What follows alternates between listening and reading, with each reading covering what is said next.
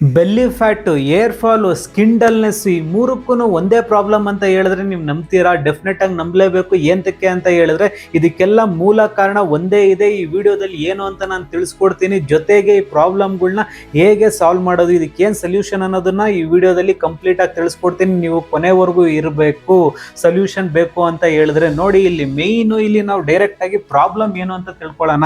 ಏಂತಕ್ಕೆ belly fat ಕರಗ್ತಿಲ್ಲ, ಏಂತಕ್ಕೆ hair fall ಜಾಸ್ತಿ ಆಗ್ತಿದೆ, ಮತ್ತೆ ಸ್ಕಿನ್ ಡಲ್ನೆಸ್ ಎಂತಕ್ಕೆ ಆಗ್ತಿದೆ, ಇದಕ್ಕೆಲ್ಲ ಏನ್ ಮೂಲ ಕಾರಣ ಅಂತ ಹೇಳಿದ್ರೆ ಬಾಡಿ ಇಂಟರ್ನಲ್ ಸಿಸ್ಟಮ್ ಡ್ಯಾಮೇಜ್ ಆಗ್ತಿದೆ. ನಮಗೆ ಗೊತ್ತಿಲ್ದಿರಂಗೆ ನಮ್ಮ ಒಳಗೆ ಇರುವಂತಹ ಇಂಟರ್ನಲ್ ಸಿಸ್ಟಮ್ ಡ್ಯಾಮೇಜ್ ಆಗ್ತಾ ಇದೆ. ಅದು ಯಾವ ರೀತಿ ಅಂತ ಹೇಳಿದ್ರೆ ನೋಡಿ, ಇಲ್ಲಿ ಮೊದಲನೇ ಪಾಯಿಂಟ್ ಬಂದ್ಬಿಟ್ಟು poor digestion and gut problem. ನಮ್ಮ ಹೊಟ್ಟೆ ಭಾಗ ಕರೆಕ್ಟ್ ಆಗಿ ಮೇಂಟೈನ್ ಮಾಡ್ಕೊಂಡಿಲ್ಲ ಅಂತ ಹೇಳಿದ್ರೆ, ಐ ಮೀನ್ ನಮ್ಮ ಹೊಟ್ಟೆ ಒಳಗಡಿನ ಇಂಟರ್ನಲ್ ಸಿಸ್ಟಮ್ ಕರೆಕ್ಟ್ ಆಗಿ ಇಲ್ಲ ಅಂತ ಹೇಳಿದ್ರೆ ನಾವ್ ಏನೇ ಮಾಡಿದ್ರು ಅದು ಏನಂತಾರೆ ನೀರಲ್ಲಿ ಹೋಮ ಮಾಡ್ದಂಗೆ.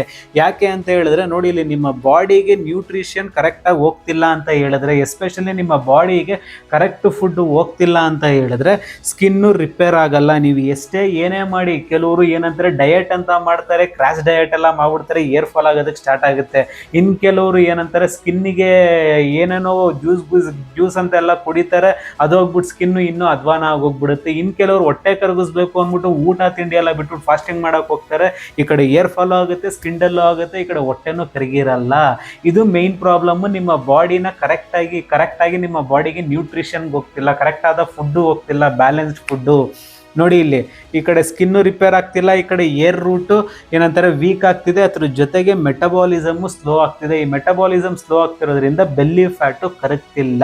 ಎಸ್ಪೆಷಲಿ ನನ್ನ ಕ್ಲೈಂಟ್ಸ್ಗಳನ್ನ ನಾನು ಯಾವತ್ತು ಏನಂತಾರೆ ಈ ಮೂರೂ ಕರೆಕ್ಟ್ ಆಗಿದ್ದಾಗ ಮಾತ್ರ ನಾನು ಅವ್ರಿಗೆ ಪ್ರಾಪರ್ ಡಯಟ್ ಪ್ಲಾನ್ ರೆಡಿ ಮಾಡ್ಕೊಡೋದು. ಇಫ್ ಇನ್ ಕೇಸ್ ಅವ್ರು ಕರೆಕ್ಟ್ ತಪ್ಪಿತ್ತು ಅಂತ ಹೇಳಿದ್ರು, ಅವ್ರ ಬಾಡಿ ಪ್ರಾಬ್ಲಮ್ ಇತ್ತು ಅಂದ್ರೂ ಅವ್ರ ಮೆಡಿಕಲ್ ಕಂಡೀಷನ್ ಪ್ರಕಾರನೇ ನಾನು ಅವರಿಗೆ fat loss diet plan ready ಮಾಡ್ಕೊಡೋದು. ಅವಾಗ ಏನಾಗುತ್ತೆ ಅಂತ ಹೇಳಿದ್ರೆ ಅವರು ತಿಂಗಳಿಗೆ ಆರಾಮಾಗಿ ಅದು ಹೆಲ್ದಿಯಾಗಿ 4 6 kg ವರೆಗೂ ಫ್ಯಾಟ್ ಲಾಸ್ ಮಾಡ್ತಾರೆ, ಸ್ಕಿನ್ನು ಗ್ಲೋ ಆಗುತ್ತೆ, ಅದ್ರ ಜೊತೆಗೆ ಏರ್ ಫಾಲು ಕಡಿಮೆ ಆಗುತ್ತೆ. ಆಮೇಲೆ ನೋಡಿ, ಇಲ್ಲಿ ಹೊರಗೆ ಎಷ್ಟೇ ಕ್ರೀಮ್ ಹಾಕಿದ್ರು ಒಳಗಡೆ ರಿಪೇರ್ ಆಗಲ್ಲ.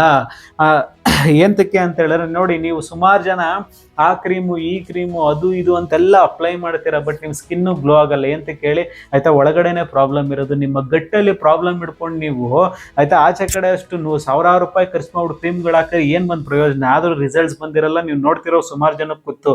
ಮತ್ತೆ ಏರ್ ಫಾಲು ಅಷ್ಟೇ ಸಿಕ್ಕಾಪಟ್ಟೆ ಆಗ್ತಿರುತ್ತೆ. ಇದಕ್ಕೆಲ್ಲ ಏನ್ ಅನ್ಕೊಂಡಿದ್ದೀರಾ ಕಾರಣ? ಆಯ್ತಾ, ನಿಮ್ಮ ಬಾಡಿಗೆ ಕರೆಕ್ಟ್ ಆದ ಬ್ಯಾಲೆನ್ಸ್ಡ್ ಫುಡ್ ಹೋಗ್ತಿಲ್ಲ. ಆ ಫುಡ್ ಕರೆಕ್ಟ್ ಆಗಿಲ್ಲ ಅಂತ ಹೇಳಿದ್ರೆ ನೀವು ಏನೇ ಮಾಡ್ರಿ ಅದಾಗಲ್ಲ. ಎಂತಕ್ಕೆ ಅಂತ ಹೇಳಿ ನಾನು ಆಗ್ಲೇ ಹೇಳ್ದಂಗೆ ನೀರಲ್ಲಿ ಹೋಮ ಮಾಡಿರೋ ತರ. ಆಮೇಲೆ 2ನೇ ಪಾಯಿಂಟ್ ಬಂದ್ಬಿಟ್ಟು ಇನ್ಸುಲಿನ್ ರೆಸಿಸ್ಟೆನ್ಸು. ಇದು ಇಡನ್ ರೀಸನ್ನು, ಎಸ್ಪೆಷಲಿ ಫಾರ್ ಏನಂತಾರೆ ಫ್ಯಾಟ್ ಜಾಸ್ತಿ ಆಗುತ್ತಲ್ಲ, ಇನ್ಸುಲಿನ್ ರೆಸಿಸ್ಟೆನ್ಸ್ ಇದು ಕರೆಕ್ಟ್ ಆಗಿಲ್ಲ ಅಂತ ಹೇಳಿದ್ರೆ ನಿಮ್ಮ ಬಾಡಿಲಿ ಏನಂತಾರೆ ಇಂಬ್ಯಾಲೆನ್ಸ್ ಆಗೋದಂತೂ ಗ್ಯಾರಂಟಿ. ಅದು ಯಾವ ರೀತಿ ಅಂತ ಹೇಳಿದ್ರೆ ನೋಡಿರಿ, ಐ ಇನ್ಸುಲಿನ್, ನಾವು ಶುಗರ್ ತಿನ್ನೋದು ಕಡಿಮೆ ಮಾಡಿದ್ರು, ಸುಮಾರು ಜನ ಶುಗರ್ ಬಿಟ್ಟಿದ್ರು ಆಯ್ತಾ ಫ್ಯಾಟ್ ಬರ್ನ್ ಆಗಿರಲ್ಲ, ಫ್ಯಾಟ್ ಬರ್ನ್ ಆಗ್ತಿರಲ್ಲ. ಅದ್ರ ಜೊತೆಗೆ ಬೆಲ್ಲಿ ಏರಿಯಾ ಫ್ಯಾಟ್ ಸ್ಟೋರ್ ಆಗಿರುತ್ತೆ. ಎಸ್ಪೆಷಲಿ ಏನಂತಾರೆ ಬೆಲ್ಲಿ, ನಮ್ಮ ಹೊಟ್ಟೆ ಭಾಗದಲ್ಲಿ ಫ್ಯಾಟ್ ಸ್ಟೋರೇಜ್ ಜಾಸ್ತಿ ಆಗಿರುತ್ತೆ, ಎಸ್ಪೆಷಲಿ ಇನ್ಸುಲಿನ್ ರೆಸಿಸ್ಟೆನ್ಸ್ ಇಂದ. ನೋಡಿ, ಇಲ್ಲಿ ಅದ್ರ ಜೊತೆಗೆ ಫ್ಯಾಟ್ ಪ್ರಾಬ್ಲಮ್ ಅಲ್ಲ, ಅದು ಫ್ಯಾಟ್ ಬರ್ನ್ ಸಿಗ್ನಲ್ ಬ್ಲಾಕ್ ಆಗಿದೆ. ನೀವು ಏನೇ ಮಾಡಿದ್ರು ನಿಮ್ಮ ಇನ್ಸುಲಿನ್ ರೆಸಿಸ್ಟೆನ್ಸ್ ಕರೆಕ್ಟ್ ಆಗಿಲ್ಲ ಅಂತ ಹೇಳಿದ್ರೆ, ಅದು ಬ್ಯಾಲೆನ್ಸ್ ಮಾಡಿಲ್ಲ ಅಂತ ಹೇಳಿದ್ರೆ ನಿಮ್ಮ ಫ್ಯಾಟ್ ಸ್ಟೋರೇಜ್ ಅಲ್ಲೇ ಇರುತ್ತೆ, ನಿಮ್ಮ ಫ್ಯಾಟ್ ಕರಗಿರಲ್ಲ. ಇದು ಒಂದು ಮೇನ್ ರೀಸನ್ ನಿಮ್ಮ ಫ್ಯಾಟ್ ಲಾಸ್ ಆಗಿಲ್ದಿರೋದಕ್ಕೆ. ಆಮೇಲೆ ನೋಡಿ, ಇಲ್ಲಿ ಸ್ಟ್ರೆಸ್ ಹಾರ್ಮೋನ್ಸ್, ಎಸ್ಪೆಷಲಿ ನಿಮ್ಮ ಸ್ಕಿನ್ನು ಏರ್ ಫಾಲು ಏಂತ ಜಾಸ್ತಿ ಆಗ್ತಿದೆ ಅಂತ ಹೇಳಿದ್ರೆ ನಿಮ್ಮ ಬಾಡಿಲಿ ಕಾರ್ಟಿಸೋಲ್ ಅಂದ್ಬಿಟ್ಟು ಒಂದು ಹಾರ್ಮೋನ್ ಇದೆ. ಆ ಹಾರ್ಮೋನ್ನ ನೀವು ಹೆಚ್ಚೆಚ್ಚು ಏನಂತಾರೆ ಸ್ಟ್ರೆಸ್ ಮಾಡ್ಕೊಂಡು ನೀವು ಆಕ್ಟಿವೇಟ್ ಮಾಡ್ತಾ ಇದ್ರೆ ನೋಡಿ, ಇಲ್ಲಿ high stress is equal to high cortisol, hormone increase ಆಗ್ತಾನೆ ಇರುತ್ತೆ. ಇದರಿಂದ ಏನಾಗುತ್ತೆ ಅಂತ ಹೇಳಿದ್ರೆ ಸ್ಟ್ರೆಸ್ಸಿಂದ ಎಸ್ಪೆಷಲಿ ಏರ್ ಫಾಲು ಜಾಸ್ತಿ ಆಗುತ್ತೆ. ಅದ್ರ ಜೊತೆಗೆ ಫೇಸು ಡಲ್ ಆಗುತ್ತೆ. ನಿಮಗೆ ಇದು ಅರ್ಥನೇ ಆಗ್ತಿಲ್ಲ, ನಾನು ಬೆಳಗ್ಗೆಯಿಂದ ಸಾಯಂಕಾಲದವರೆಗೂ ನಾನು ಎಷ್ಟೇ ಸ್ಟ್ರೆಸ್ ಮಾಡ್ಕೊಂಡು ಕೂತ್ಕೊಂಡ್ರು ಪರವಾಗಿಲ್ಲ, ನಾನು ತಲೆ ಕೆಡಿಸ್ಕೊಳ್ಳಲ್ಲ. ಎಸ್ಪೆಷಲಿ ನನ್ನ ಕ್ಲೈಂಟ್ಸ್ಗಳಿಗೆ ಹೇಳೋದು, ಎಸ್ಪೆಷಲಿ ನನ್ನ ಜೊತೆ ಯಾರು ಇವಾಗ ಫ್ಯಾಟ್ ಲಾಸ್ ಮತ್ತು ವೆಯ್ಟ್ ಲಾಸ್ ಮಾಡ್ತಾ ಇದ್ದಾರೆ ಅವ್ರಿಗೆಲ್ಲ ನಾನು ಹೇಳೋದೇನು ಅಂತ ಹೇಳಿದ್ರೆ, ಮೇಯ್ನು ಸ್ಟ್ರೆಸ್ ಲೆವೆಲ್ನ ಕಡಿಮೆ ಮಾಡ್ಕೊಳ್ಳಿ. ಆಯಿತಾ, ನಾನು ದಪ್ಪ ಆಗೋಗಿದ್ದೀನಿ, ಸಣ್ಣ ಆಗಬೇಕು ಅಂದ್ಬಿಟ್ಟೆಲ್ಲ ತಲೆ ಕೆಡಿಸ್ಕೊಂಡು ಕೂತ್ಕೊಳ್ಳೋದಲ್ಲ. ಇಲ್ಲ ಏನೋ ಪ್ರಪಂಚ ಬಿದೋಗ್ತಿದೆ ಅಂತ ತಲೆ ಕೆಡಿಸ್ಕೊಂಡು ಕೂತ್ಕೊಂಡ್ರೆ ನಿಮ್ಮ ಏರ್ ಫಾಲ್ ಜಾಸ್ತಿ ಆಗುತ್ತೆ, ಸ್ಕಿನ್ ಡಲ್ ಆಗುತ್ತೆ, ಇನ್ನೂ ನೀವು ದಪ್ಪ ಆಗ್ತೀರಾ. ಅದನ್ನೇ ನೋಡಿ, ಇಲ್ಲಿ ಬೆಲ್ಲಿ ಫ್ಯಾಟು ಜಾಸ್ತಿ ಆಗುತ್ತೆ, ಈ ಫೇಸ್ ಡಲ್ ಆಗುತ್ತೆ, ಏರ್ ಫಾಲು ಜಾಸ್ತಿ ಆಗುತ್ತೆ. ನೋಡಿ, ಇಲ್ಲಿ ಸ್ಟ್ರೆಸ್ ಕಂಟ್ರೋಲ್ ಇಲ್ಲ ಅಂತ ಹೇಳಿದ್ರೆ ನೀವು ಎಷ್ಟೇ ಡಯಟ್ನ ಫಾಲೋ ಮಾಡಿದ್ರು ನಿಮಗೆ ಪ್ರಾಪರ್ ಆಗಿ ವರ್ಕ್ ಆಗಿರಲ್ಲ. ಅದಕ್ಕೆ ಸುಮಾರು ಜನ ಪಾಪ ಏನೇನೋ ಡಯಟ್ಗಳು ಮಾಡ್ತೀರಾ, ಮೇಯ್ನು ನಿಮ್ಮ ಸ್ಟ್ರೆಸ್ ಲೆವೆಲ್ ಕರೆಕ್ಟ್ ಆಗಿರಲ್ಲ. ಅದಕ್ಕೆ ಎಸ್ಪೆಷಲಿ ನನ್ನ ಹತ್ರ ಪರ್ಸನಲ್ ಡಯಟ್ ಪ್ಲಾನ್ ತಗೊಳ್ಳೋರಿಗೆ ಸ್ಟ್ರೆಸ್ ಮ್ಯಾನೇಜ್ಮೆಂಟ್ಗೆ ಅಂತಾನೆ ಆಯ್ತಾ ಅವ್ರಿಗೆ ಸಪ್ರೇಟ್ ಏನಂತಾರೆ ಡಯಟ್ ಪ್ಲಾನ್ನ ರೆಡಿ ಮಾಡ್ಕೊಡ್ತೀನಿ. Diet plan in the sense ಅವ್ರಿಗೆ ಸಪ್ರೇಟ್ ಪ್ಲಾನ್ನ ರೆಡಿ ಮಾಡ್ಕೊಡ್ತೀನಿ. ಸ್ಟ್ರೆಸ್ನ ಹೇಗೆ ಕಂಟ್ರೋಲ್ ಮಾಡೋದು, ಸ್ಟ್ರೆಸ್ ಕಂಟ್ರೋಲ್ ಮಾಡ್ಕೊಂಡು ನಾನು ವೆಯ್ಟ್ ಲಾಸು ಆಗಬೇಕು, ಈ ಕಡೆ ಫ್ಯಾಟ್ ಬರ್ನು ಮಾಡಬೇಕು, ಸ್ಕಿನ್ನು ಗ್ಲೋ ಆಗಬೇಕು, ಅದ್ರ ಜೊತೆಗೆ ನನ್ನ ಏರ್ ಫಾಲು ಕಂಟ್ರೋಲ್ ಆಗಬೇಕು. ಅದ್ರ ಪ್ರಕಾರ ಅವ್ರಿಗೆ ಡಯಟ್ ಪ್ಲಾನ್ನ ರೆಡಿ ಮಾಡಿಕೊಡೋದು. ಈಗ ಈ ಸುಮಾರು ಜನ ನನ್ನ ಕ್ಲೈಂಟ್ಸ್ಗಳು ಪಾಪ ಇವತ್ತು ಟ್ರಾನ್ಸ್ಫಾರ್ಮ್ ಆಗ್ತಾ ಇದ್ದಾರೆ. ಅದು ಎಸ್ಪೆಷಲಿ ಬರೀ 8 ವಾರದಲ್ಲಿ ಮಿನಿಮಮ್ ಅಂದ್ರೆ 8 kg ವರೆಗೂ ವೆಯ್ಟ್ ಲಾಸ್ ಮಾಡ್ತಾರೆ. ಮಿನಿಮಮ್ ಅದು ಆಯ್ತಾ, ಮ್ಯಾಕ್ಸಿಮಮ್ 12 kg ವರೆಗೂ ವೆಯ್ಟ್ ಲಾಸ್ ಮಾಡ್ತಾ ಇದ್ದಾರೆ ಬರೀ 8 ವಾರದಲ್ಲಿ. ಇನ್ನು ತಿಂಗಳಿಗೆ ಅಂತ ಬಂದ್ರೆ 4 ಇಂದ 6 kg ಅಂತೂ ಗ್ಯಾರಂಟಿ ವೆಯ್ಟ್ ಲಾಸ್ ಮಾಡ್ತಾ ಇದ್ದಾರೆ ಅವರು, ಡಿಸಿಪ್ಲೈನ್ ಆಗಿ ಕನ್ಸಿಸ್ಟೆಂಟ್ ಆಗಿ ಮಾಡ್ಕೊಂಡು. ಅದ್ರ ಜೊತೆಗೆ ಈ 4ನೇದು ಬಂದ್ಬಿಟ್ಟು ನೋಡಿ, ಇಲ್ಲಿ ಕ್ರಾನಿಕ್ ಇನ್ಫ್ಲಮೇಷನ್ ಅಂತ ಹೇಳಿದ್ರೆ ನಮ್ಮ ಮುಖಗಳು ಒಂಥರ ಊದ್ಕೊಳ್ಳೋ ಥರ ಆಗೋದು ಆಯ್ತಾ. ಎಸ್ಪೆಷಲಿ ಇವೆಲ್ಲ ಕಾರಣಗಳು ನಿಮ್ಗೆ ಹೇಳ್ತಿರೋದು ಇದೇನಪ್ಪ ಇದು ಮೂಲ ಕಾರಣ ಒಂದೇ ಕಾರಣ ಅಂತ ಏನು ಅಂತ ನೀವು ಕೇಳಿದ್ರೆ, ಮೇಯ್ನು ನಿಮ್ಮ ಹೊಟ್ಟೆ ಹೋಗ್ತಿರೋ ಫುಡ್ಡು ಕರೆಕ್ಟ್ ಆಗಿಲ್ಲ. ಅದಕ್ಕೋಸ್ಕರ ನೋಡಿ ಇಲ್ಲಿ ಇನ್ಫ್ಲಮೇಷನ್ ಥರ ಆಗಿ ಪಫಿ ಫೇಸು, ಒಂಥರ ಮುಖ ಊದ್ಕೊಂಡಿರೋ ಥರ, ಅದ್ರ ಜೊತೆಗೆ ಡಲ್ ಸ್ಕಿನ್ನು, ಅದ್ರ ಜೊತೆಗೆ ಸ್ಕಿನ್ ಮಾರ್ಕ್ಗಳು. ನಿಮ್ಗೆ ಏನಕ್ಕೆ ಮಾರ್ಕ್ಗಳೆಲ್ಲ ಆಗ್ತಿದೆ ಅಂದರೆ ನಿಮ್ಮ ಗಟ್ ಹೆಲ್ತ್ ಕರೆಕ್ಟ್ ಆಗಿಲ್ಲ. ಅದ್ರ ಜೊತೆಗೆ ವೆಯ್ಟ್ ಸ್ಟಕ್ ಆಗ್ತಿರೋ ಫೀಲು. ಎಷ್ಟೇ ಡಯಟ್ ಮಾಡಿದ್ರು ನಿಮ್ಮ ವೆಯ್ಟ್ ಎಂತ ಸ್ಟಕ್ ಆಗ್ತಿದೆ ಅಂತ ಹೇಳಿದ್ರೆ ನಿಮ್ಮ ಗಟ್ ಹೆಲ್ತು, ನಿಮ್ಮ ಹೊಟ್ಟೆ ಭಾಗದ ಹೆಲ್ತ್ ಕರೆಕ್ಟ್ ಆಗಿಲ್ಲ. ನಿಮ್ಮ ಬಾಡಿಗೆ ಕರೆಕ್ಟ್ ಆದ ನ್ಯೂಟ್ರಿಷನ್ ಫುಡ್ಗಳು ಹೋಗ್ತಿಲ್ಲ. ಅದಕ್ಕೋಸ್ಕರ ನಿಮ್ಮ ವೆಯ್ಟ್ ಲಾಸು ಆಗ್ತಿಲ್ಲ, ಈ ಕಡೆ ಏರ್ ಫಾಲು ಜಾಸ್ತಿ ಆಗ್ತಿದೆ, ಈ ಕಡೆ ಸ್ಕಿನ್ನು ಡಲ್ ಆಗ್ತಿದೆ.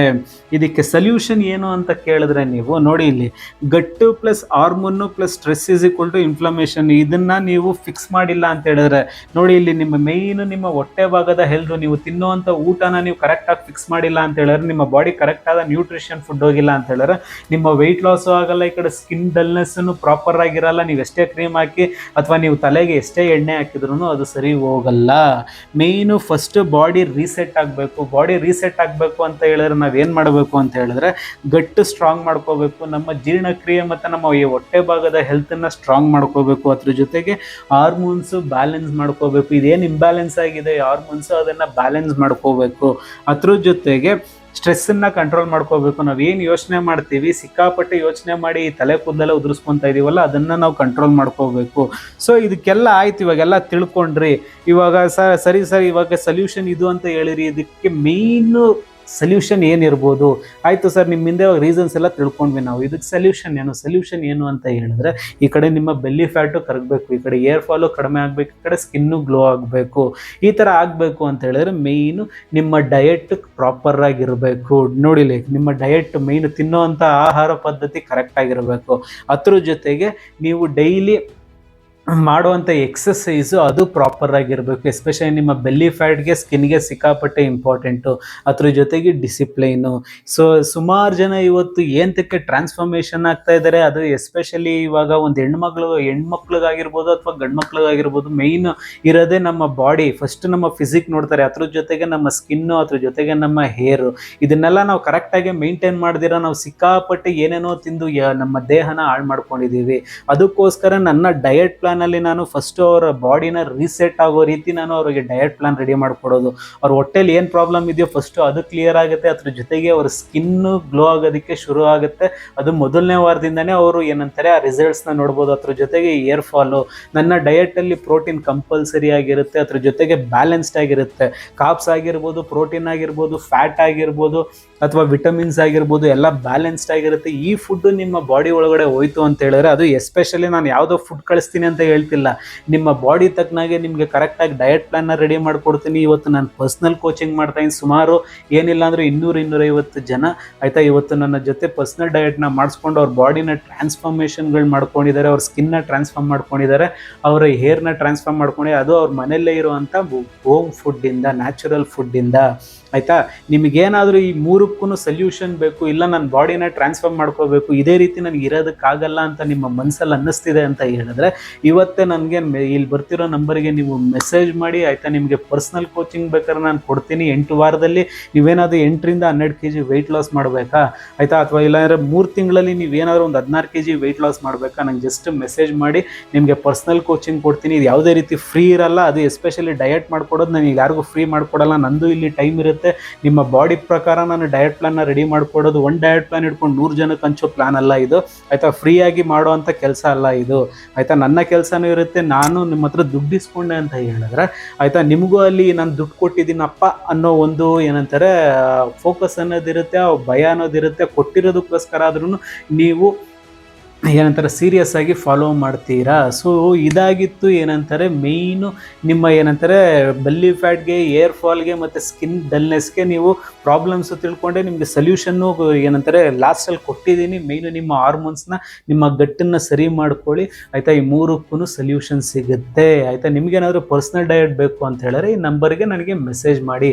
ಇದೇ ರೀತಿ ನಿಮಗೆ ಹೆಲ್ದಿ, ವೆಲ್ದಿ ಮತ್ತು ಡಿಸಿಪ್ಲಿನ್ ವೀಡಿಯೋಸ್ಗಳು ಬೇಕು ಅಂದಾಗ ನನ್ನ ಚಾನಲ್ನ ಸಬ್ಸ್ಕ್ರೈಬ್ ಮಾಡ್ತಾರೆ, ನನ್ನನ್ನು ಸಪೋರ್ಟ್ ಮಾಡ್ತಾರೆ. Thank you so much.